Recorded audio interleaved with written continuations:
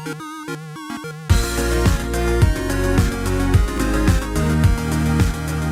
everyone, welcome back to another Anime Kingdom First Impressions. As you can see by the title below, this is on episode 1 of Bloodivores. And honestly, I don't know if it's because I had kind of low expectations going into this. The whole what's it called, summary of what I saw, it wasn't anything special. It looked pretty damn generic, but I was like, oh, it looks like it could be interesting. And I am happy that I at least gave this a try to watch and see the first episode, because it honestly, it may be because I came in thinking it wasn't going to be that good, but it wasn't amazing still yet either, but it was actually a lot more better than I thought it was going to be. The first half, I'm going to have to admit, the first half, the whole bank heist thing was kind of like, it was kind of boring and slow paced that I actually had to drag myself through to get to the point where towards the end, the whole thing, the whole premise of what's going on, it was pretty interesting actually. The animation, not the best, to be honest. It was maybe okay, but it was kind of bad in certain points, but it wasn't anything horrible at least. The art, honestly, in my opinion, the character designs, I actually did like. I love the character designs in this anime so far, and the characters overall, we don't really get a huge amount of, who this person is and this person. Main character, we do learn a lot more, considering he is like the child of peace, as they call it, and he's pretty much the son of a human and a Bloodivore, to which I'm guessing his mom's a Bloodivore, considering his dad is in charge of the, I think it was BRT or something like that. It's like, I'm guessing the Bloodivore task force kind of thing, in charge of, taking in charge of the Bloodivores, obviously. But this anime, at first, it seems like it's just like a, obviously there is Bloodivores, they're being discriminated against. You see how they are treated at the beginning, and they all have these kind of collars on, so if something bad happens, I guess if they go in a bloodlust or something, it goes off, and all of a sudden a GPS goes off and they can chase them and find them. The first part is pretty much they're doing a bank heist for some reason.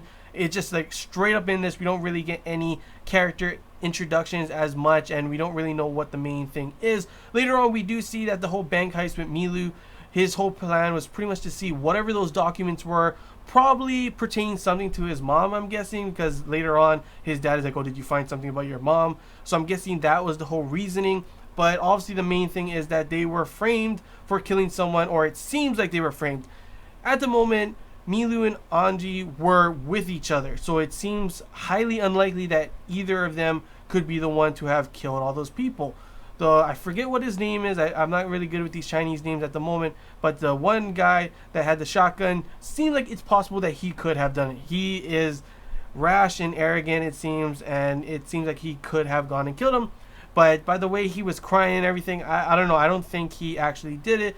There is a possibility, since they weren't killed by a gunshot, and I'm guessing, but from what they talked about, how Milu broke gun and sword laws, I'm guessing the driver, whoever he was, also he's a sword user, as Milu predicted. Maybe it was him who did it. So it's possible that he did it, but he said that he never went in the bank. They never went in. So it's hard to tell at the moment who is doing it, but someone obviously framed them. For what reasoning, I'm not too sure. But at first, I thought it was going to be a generic type of anime where, we have our main character. There's, two races, obviously the humans, and then of course for this one is Bloodivores, and he was going to be the one to, save the vampire race and stop the discrimination against them, kind of thing. But things look totally different from what we see in this anime. The things I did enjoy about this anime, honestly, is not the animation. Animation, like I said, was okay. The art and character design I did enjoy. The soundtrack especially was actually pretty well done. I did like the soundtrack in this. And I always look to an anime, if you have a good OST, then it definitely does keep me interested in it as well. And the story looked like it was pretty interesting going towards the end, seeing what was going on with this accusing of murder, the father being in charge, and he obviously can't. Usually he would just let his son get away with everything, but obviously this time is different because there were murders involved, to which obviously Milu was not the one who did it. You saw his surprised expression, so it will be interesting to see who caused him that. but I was not expecting this at all when the ending came, to which I love the ending song, by the way. It was really good. I did enjoy it, and it definitely changed the atmosphere of what was going on. It made the atmosphere for what was going on really good. And when I saw them all get shot, I was like, what the hell? Is that the ending? What? But of course, I'm guessing because they're vampires that they somehow survived that, and it's, or maybe it's actually like fake bodies and they're using it as a cover to show that they did kill them.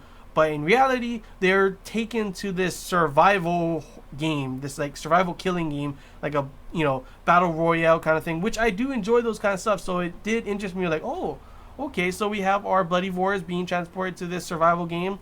We have, you know, these monsters coming to attack them. That's pretty interesting. Definitely not what I expected for the anime, but it was a pretty interesting concept that was thrown at the end. It's nothing new or special, but it was pretty interesting in my opinion, and I did enjoy the second half of this episode. The characters, the main character was pretty interesting. The story was getting pretty interesting. I liked the art. I liked the character design. The soundtrack was awesome. The only problem was, like, at first the beginning was rather kind of boring, that first half, and you know, the premise did seem generic at first, but it definitely did surprise me. I may be saying that I enjoy it a lot more just because of the low expectations I had coming into it, because last time, honestly, I did watch a Chinese anime. You know, it's made from a Chinese manga adapted, and I didn't give it a try, really. I watched the first one. Some people said that it did get better as it went on, but I didn't really give it a try, so I'll definitely want to give this a try. The ending and the story, everything seems like it was pretty interesting in my opinion. I did like it. Not like, I'm not saying like this is the most amazing anime. This is the anime of the season, but it was pretty interesting. It did definitely, you know, pulled me in, and I want to watch the next 2 episodes for sure to see if it still is good. First episode, first half was meh. Second half was pretty good. Ending was really good as well. And I can't wait to see how the next episodes will be. Will this anime be fully on, you know, about like a survival killing game kind of thing with the Bloodivores, or will it dive more into obviously him, like a bigger picture of him getting out of this situation, finding his mom, and for some reason, I don't know, saving the vampire race, the Bloodivores? I'm not too sure, but so far, I would definitely say I did enjoy this episode. First impressions were pretty good, except for the first half, and I'm definitely interested to see how the next 2 episodes will be, and to see, like, as well, like, they're Bloodivores, they're vampires, but are they just like, they suck blood, that's about it, or do they have any powers or strengths? That's one thing we didn't really delve into in this episode. We didn't really see them like super fast or super strong or anything. We just saw that they have like a bloodlust. Also, that's what vampires are. They can suck blood, but they can also go in the sun in this one. So I'm not too sure on what the specifications of what a bloodivore is. Maybe they will, you know, explain more in the next episode. But from the looks of it, the next episode will be more of them trying to survive this survival killing game kind of thing. That will be pretty interesting in my opinion. But yeah, that's all I gotta say, guys. Hope you guys enjoyed this Anime Kingdom first impressions. If you have any questions, feel free to comment below. If there's anything I missed and you want to talk about, comment below as well. And if you want to comment your thoughts, good or bad, what were your first impressions on this episode, feel free to comment below, because I want to know how you guys felt. For me, the first half was kind of meh. The second half was pretty interesting, to be honest. It wasn't amazing, but it was pretty interesting. It definitely did pull me in. It may be because I came in with lower expectations and it was way above those expectations, but it wasn't the most spectacular thing in the world, but it definitely did at least pull me in. It did its job on being the first episode and introducing us to the world, the concept of everything, and who our main characters are, and then showing us with a huge cliffhanger to pull us in for at least the next episode. So yeah, that's all I really gotta say, guys. If you did enjoy it, leave a like. If you haven't already, feel free to subscribe for more content. And yeah, that's all I gotta say, guys. Definitely a surprise for me, and hopefully it continues to get better throughout the rest of these episodes. But yeah, that's all I gotta say, guys. Until next time, see ya.